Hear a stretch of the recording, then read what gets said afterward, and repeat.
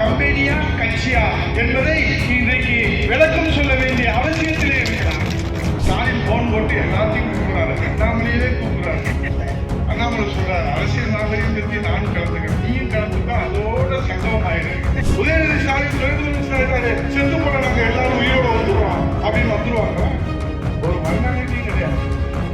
அப்பா பிள்ளை தாத்தா பேர ஜனநாயகம். அவரிடமிருந்து நாம் சுதந்திரத்தை பெற்று 78 ஆண்டுகள். இன்றைக்கு நாம் 78வது சுதந்திர தினத்தை இன்றைக்கு தேசிய கொடி ஏற்றி நாம் இதயத்திலே தேசிய கொடியை ஏந்தி கொண்டிருக்கின்றோம். இங்கே அருமை சகோதரர் ரவிச்சந்திரன் அவர்களும் மாணிக்க அவர்களும் கருப்பே அவர்களும் உள்ளாட்சி தேர்தல் வருகிற போது இங்கே சேர்மனாக யாரை கொண்டு வர வேண்டும் என்று கேட்கிற போது இங்கே இருக்கக்கூடிய சாமானியர்களை எல்லாம் பரிந்துரை செய்தார்கள். நாங்கள் அதனை கருத்திலே கொண்டு நம்முடைய பொதுச் செயலாளர்களுடைய கவனத்திலே கொண்டு சென்றோம். எதற்காக நான் இதை சொல்லுகிறேன் என்று சொன்னால், ஒரு ஜனநாயகத்திலே யார் வேண்டுமானால் வரலாம், இன்னார் தான் வருவார் என்று சொன்னால் அது ஜனநாயகம் அல்ல, அது மன்னராட்சி. அப்பாவுக்கு பிறகு பிள்ளை வருவது என்று சொன்னால் அது கம்பெனியிலே வேண்டுமானால் வரலாம். கட்சியிலே வருவது என்பது அங்கே எங்கே இருக்கிறது ஜனநாயகம்? ஒரு கம்பெனியை நடத்துகிறார்கள், அவர் தந்தையார் உருவாக்கி இருக்கிறார். அதற்கு பிறகு அவங்க பிள்ளை அந்த கம்பெனியில எம்டியாக பொறுப்பேற்றால் அது கம்பெனியில யாரும் எந்த எதிர்கேள்வி கேட்க மாட்டார்கள். சம்பளம் வாங்கி கொண்டு இருக்கிறார்கள். முதலாளி அப்பாவாக இருந்தாருன்னா, மகனாக இருந்தாருன்னா, பேரனாக இருந்தாருன்னா, பேத்தியாக இருந்தாருன்னா அந்த கம்பெனியில ஏற்றுக்கொள்வார்கள். ஆனால் கட்சியில எப்படி அப்பாவுக்கு பிறகு பிள்ளை, பிள்ளைக்கு பிறகு பேரன், பேரனுக்கு பிறகு கொள்ளு பேரன் என்று சொன்னால் திமுக கம்பெனியா கட்சியா என்பதை இன்றைக்கு விளக்கம் சொல்ல வேண்டிய அவசியத்திலே இருக்கிறார். ஆகவே இன்றைக்கு எல்லாம் தெரியுது. ஆனா ஓட்டெல்லாம் மாற்றி போட்டு நாகசாமி போட்டு அவங்க அப்பா பேர் எங்க வேணாலும் வைக்கலாம். இப்ப 100 ரூபாய் காயின் அவங்க அப்பா பேர்ல வெளியிடுறாங்க உருவ பரிசு. ஸ்டாலின் போன் போட்டு எல்லாத்தையும் கூப்பிடுறாரு, அண்ணாமலையிலே கூப்பிடுறாரு. அண்ணாமலை சொல்றாரு, அரசியல் நாகரிகம் பற்றி நானும் கலந்துக்கிறேன், நீயும் கலந்துக்கோ, அதோட சங்கமம் ஆயிரு, எங்களுக்கு ஒன்றும் ஆச்சரியம் இல்லை.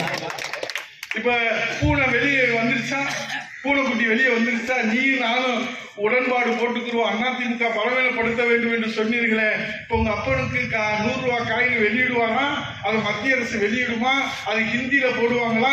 அவங்க அப்பாவுக்கு 100 ரூபாய் காயின் வெளியிட்டா ஹிந்தி மொழி இல்ல, பிரெஞ்சு மொழி இல்ல, ஜப்பான் மொழி இல்ல, ரஷ்ய மொழி இல்ல, எந்த மொழியில வேணாலும் வெளியிடலாம். ஆனா வேற யாருக்கும் வெளியிட்டா ஹிந்தி ஒழிக, ஹிந்தியை திணிக்க பாக்குறாங்க. அவன் வச்சான் பாரு ஆப்பு மத்திய அரசுக்காரன், ஹிந்தி ஒளியன்னு சொல்லி அவங்க அப்ப உருவத்தோட ஹிந்தியை போட்டு நான் வெளியிடுறேன், எல்லாரும் வாங்குகிறாங்க. இப்ப அதனால என்ன செய்யறான், எங்க அப்பனா ஹிந்தியா?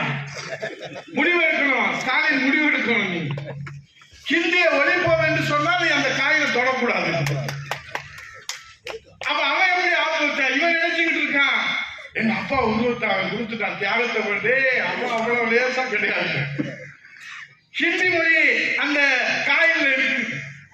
அப்ப நீங்க வாங்குற போது, அதை கொடுக்கிற போது நீங்கள் ஹிந்தியும் ஏற்றுக்கொண்டு ஹிந்தி எல்லாத்துக்கும் கொடுங்க. எப்படி வச்சிருக்க மாதிரி ஆப்பு. அப்ப நீங்க என்ன செய்யணும், நீங்க ஹிந்தி மொழியை நீங்கள் இந்த தாய் தமிழ்நாட்டிலே ஒழிப்போம் என்று போராட்டம் நடத்தியதெல்லாம் பச்சை பொய். வெளியே வந்துருச்சா? அதுக்கு விழா நடத்த போறாங்க. அது என்ன செய்ய போறாங்கன்னு தெரியல. ஒரு வேணா லேபிள் வேணா ஒட்டிக்கங்க, அதுக்கு மேல என்ன செய்ய. அப்ப எல்லாருக்கும் கருணாநிதி மூலியமா, எந்த கருணாநிதி ஹிந்தியை ஒழிக்கணும்னு சொன்னாலும் அந்த கருணாநிதியை வச்சு ஹிந்தியை உள்ள விடாம. அப்ப நீ மானமுள்ள தமிழனா இருந்தா அது தடுத்துக்குள்ள.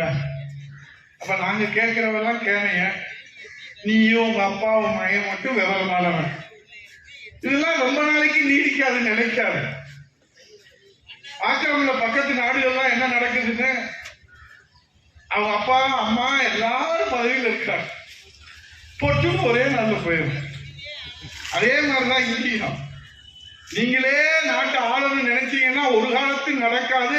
இந்த அன்னை தமிழக மக்கள் ஜனநாயகத்தை காப்பாற்றுவதற்கு, ஒரு மகத்தான தீர்ப்பை வழங்குவதற்கு தயாராக இருக்கிறார்கள்.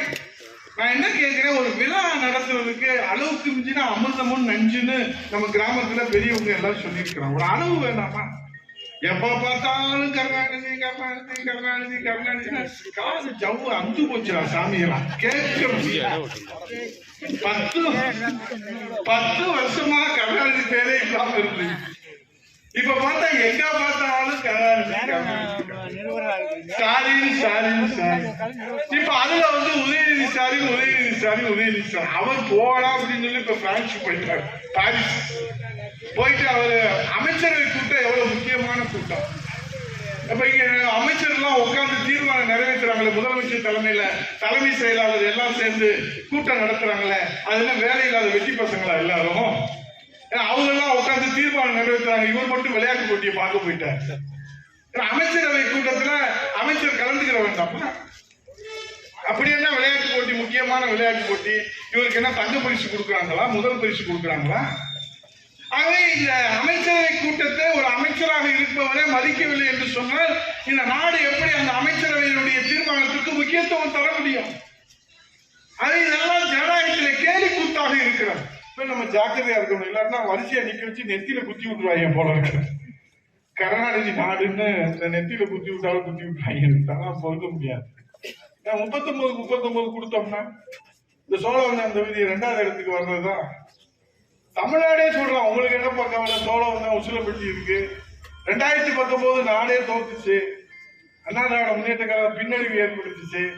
ஆனா மானங்காத்த தொகுதி சோழவந்தான் தொகுதி நம்முடைய தேனி பாராளுமன்றத்தில் வெற்றி பெற்று கொடுத்துச்சு. நான் சொல்லிட்டு போறேன், நிச்சயமாக எல்லாரும் சொல்றாங்க உதயநிதி துணை முதலமைச்சர் துணை முதலமைச்சர். நீங்க என்னைக்கு துணை முதலமைச்சர் ஆக்குறீங்களோ அன்னைக்கு திமுக வீட்டுக்கு போறதுக்கு தயாராகிடுச்சுன்னு அர்த்தம். அப்படித்தான் வரும் நேரங்கள், அப்படித்தான் வரும் சுத்தி சுத்தி. அவர் என்ன தியாகம் பண்ணிட்டாரு? நீங்க துணை முதலமைச்சர். இப்ப தமிழ்நாட்டுல உதயநிதி துணை முதலமைச்சர் பாலாறு தேனாறு ஓடிடுமா? அப்பயும் கள்ளச்சரா யாருதானே ஓடும். இப்ப கள்ளக்குறிச்சியில 72 பேர் செத்து போயிட்டாங்களே, அவங்க பழச்சு வந்துருவாங்களா?